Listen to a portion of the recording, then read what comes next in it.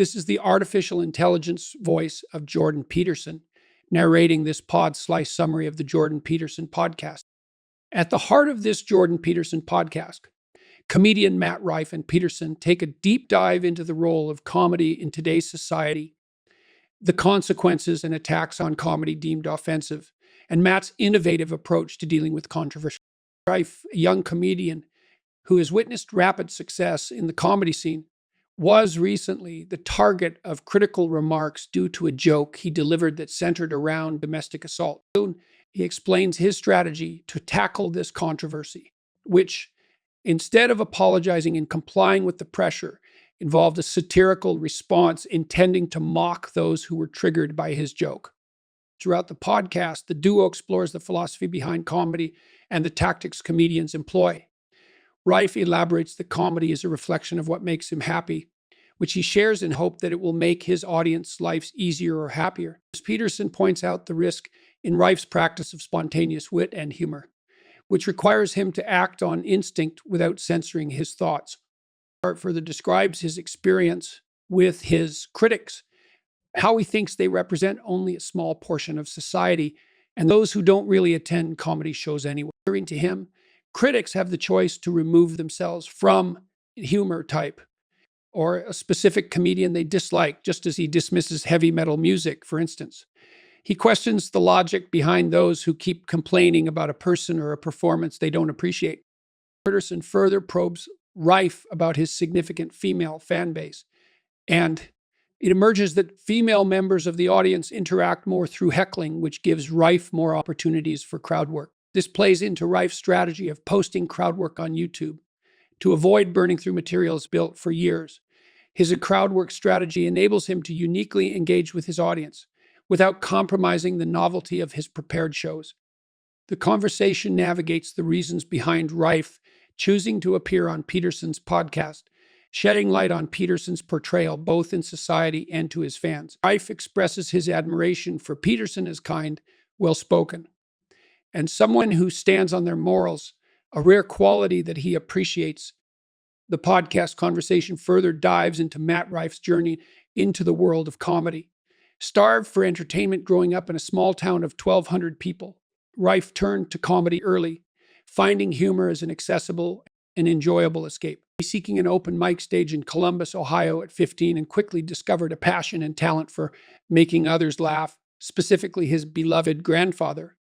Matt's career got a considerable boost when he fearlessly reached out to comedian Dale Hewley over Twitter, then a fresh social media platform, and requested an opportunity to perform a guest spot on one of his Ohio shows. Hewley's generosity opened doors for Rife, leading to more opportunities to perform guest spots for influential comedians.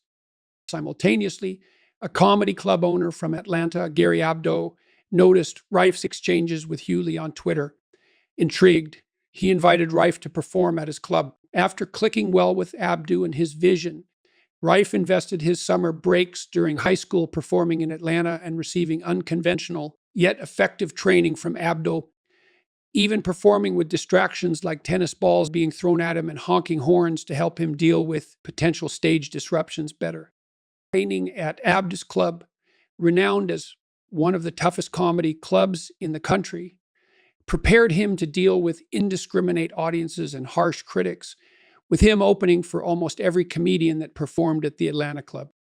As the podcast continues, Rife's openness regarding his journey gives the audience a revealing look into the life of a stand-up comic, illustrating that laughter isn't just born from wit and humor, but also determined resilience, painstaking effort, and years of grinding on the comedy circuit. He shares how he welcomed every opportunity that came his way as he steadily built his career, a testament to his willingness to push boundaries and his unwavering commitment to his craft. As the podcast unfolds, Matt Rife candidly discusses his transition from high school to the comedy scene in Los Angeles, having determined early on that he wanted to pursue comedy rather than traditional academia.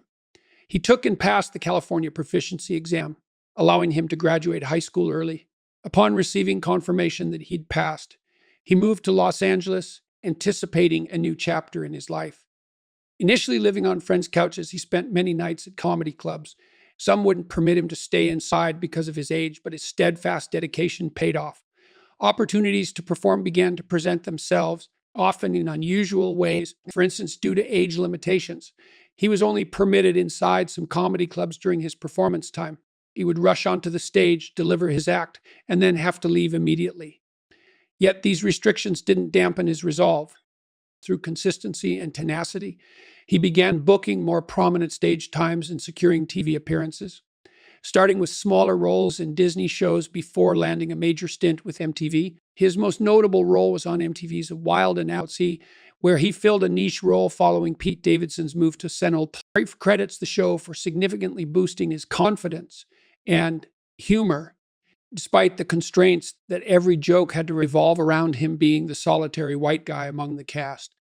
Taking charge of this constraint, Rife argues that restrictions can enhance creativity, similar to the confines of a haiku poem, which, when limited to a topic like spam lunch meat, can instigate innovative and humorous responses. Shedding light on his original shyness, he elaborates that he developed a fake confidence as a defense mechanism to cope with bullying in high school. Jordan Peterson challenges this notion, suggesting his ability to deflect hurtful comments humorously indicates real confidence. Peterson explains that generating witty responses, even when under attack, showcases depth and sophistication. Rounding out his narrative, Rife describes his present status as a seasoned comedian, underscoring that with time and experience, he no longer doubts his ability to make audiences laugh. While he recognizes that comedy is invariably linked to the threat of disaster and the danger of crossing lines, he argues that the intent is crucial. For Rife, the true essence of comedy lies in transforming pain into shared laughter. In his words, when high schoolers are making fun of something about you, it hurts. But when a comedian is making fun of something about you, he's just trying to make people laugh. Matt Rife continues his narrative by identifying a key difference between a comedian and a bully: the intent behind a joke. He emphasizes that the sole intention of a comedian is to make people laugh, but he accepts that not everyone may find his humor appealing due to different healing mechanisms associated with trauma. When Jordan Peterson highlights that trauma often leads individuals to shield themselves from similar potential triggers and consequently impede their healing progress, Rife agrees. He compares comedy to a psychological function reminiscent of a horror movie, where people voluntarily expose themselves to their fears. Comedy plays with the taboo, offering a safe space to face discomfort and unpalatable truths and ridiculing fear. In defense of his brand of comedy deriving humor from culturally sensitive topics, Matt Rife cites the renowned comedian Russell Peters. He highlights how Peters' act often leans on ethnic humor, resulting in an audience from various ethnicities eager to be targeted by his jokes. In this space, they find solidarity through shared laughter, showing they can also partake in the fun. He finds it mind-boggling how people would squander their limited time on Earth on taking offense, expressing resentment, or starting internet wars over a comedian they don't find to their taste when there are countless alternatives available. During their discussion, Jordan Peterson elaborates that celebrity apologies are often forced, not by guilt, but by the pressure of a vocal minority of their audience. Matt Rife confirms this, pointing out that his contentious domestic violence joke was based on a playful exaggeration of a real event. It was not meant to belittle the severity of the issue. Rather, it confronted the negative aspect in a way that could coax laughter out of the tragedy. Jordan Peterson further emphasizes that the act of recounting tragic events in a humoristic manner shows transcendence and musters the resilience to face and discuss these things. To illustrate his point, Peterson recalls an anecdote of his daughter who, after experiencing severe illness, managed to retell her hardships in a hilariously engaging manner that belied their seriousness. In comedy, the audience is aware that they're entering a space set to play with disaster, a principle that Matt Rife follows in his performances. His aim is not to paint a rose-tinted reality, but to confront the darker aspects of life and transform them into a shared laughter experience. This approach is akin to traditional comedians, but with Rife's signature modern twist. Matt Rife compares comedy to a therapeutic process, arguing that it provides a unique avenue for healing. He shares an instance from his life where his friends bombarded him with dead grandfather jokes to help him cope with his grandfather's death. His friends knew that humor would be his antidote to grief. Jordan Peterson contributes human resilience as a key facet to this conversation. We suggest that to truly master a topic, one must approach it with a light touch, dealing with heavy subjects in a way that removes their weight and transforms them into aspects that can be discussed, even laughed at. This requires an understanding of comedy's fundamental purpose in society: laughter as a vehicle for overcoming tragedy. Peterson and Rife discuss the backlash that often comes when certain jokes offend a section of the audience. Rife acknowledges offending 12,000 people with a particular joke. However, he counters this by stating that if 12,000 people found it offensive, then 100,000 people found it funny and relatable, especially those who have experienced domestic violence and found healing in humor. Peterson agrees, saying the laughter response from the audience can't be faked and is genuine evidence that the joke has hit the right note. They discuss how societal norms are challenged by comedy, that it's innately subjective and can stir different reactions in people. Herein lies the difficulty in measuring a comedian's success. Should it be based on how many people are offended or how many people found humor and healing in the joke?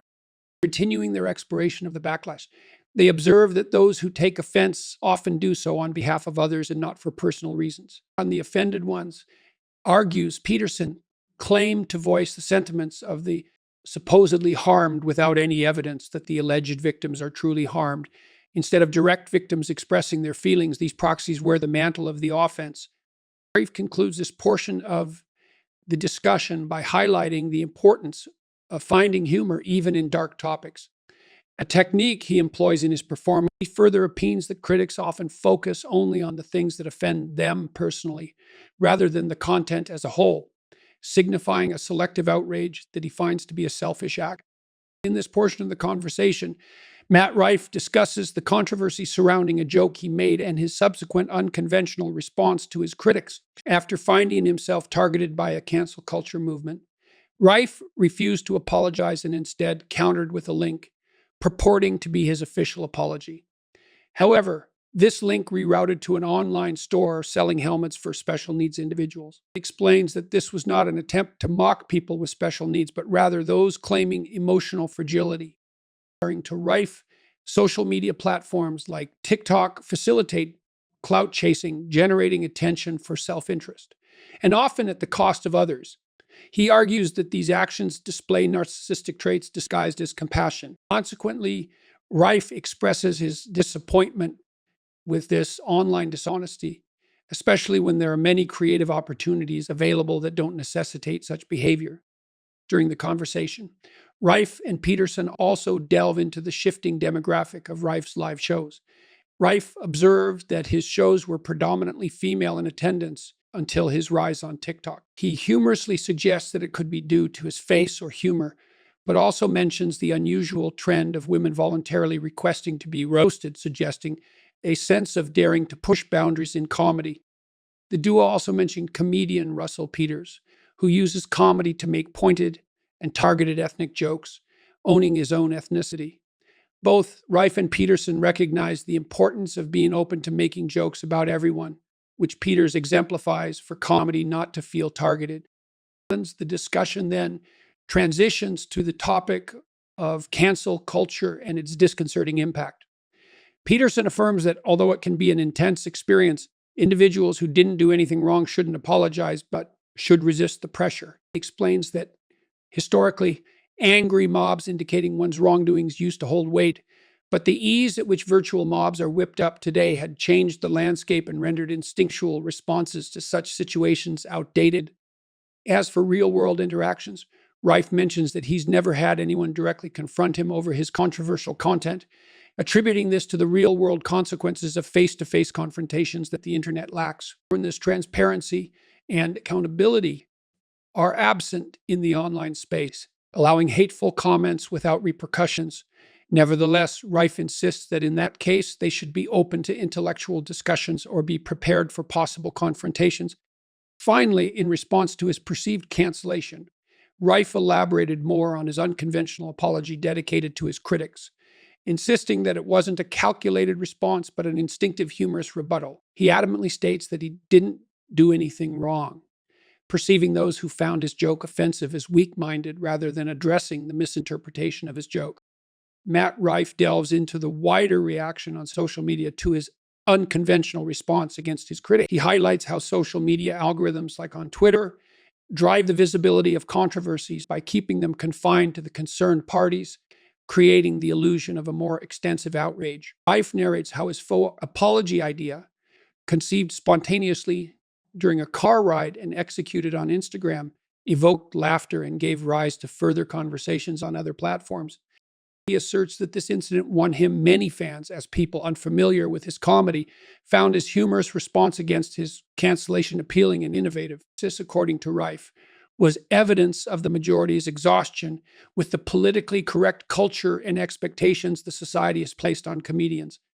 In this context, Jordan Peterson brings up a critical point about the potential misstep of comedians apologizing when faced with backlash. He believes that apologizing to those who were not genuine fans to begin with, and thus weren't genuinely upset, rob comedians of attracting a broader audience who might applaud their defiance. Validating Peterson's point, Rife shares his analytical observation of having gained more fans after the incident. He acknowledges that while his controversial joke about domestic violence may not have been his finest, it introduced him to a wider audience who explored and appreciated his other works. Rife further discusses the dichotomy among the extreme reactions to his controversy. He underlines how, in today's fraught political climate, when one group expresses outrage, another group instinctively supports the targeted individual. In this case, Rife resulting in a balance that has ultimately been beneficial for him despite the initial backlash. He reveals an increase in his fan base, including many who hadn't known about him before the controversy, indicating the accidental promotion his work received amidst the backlash.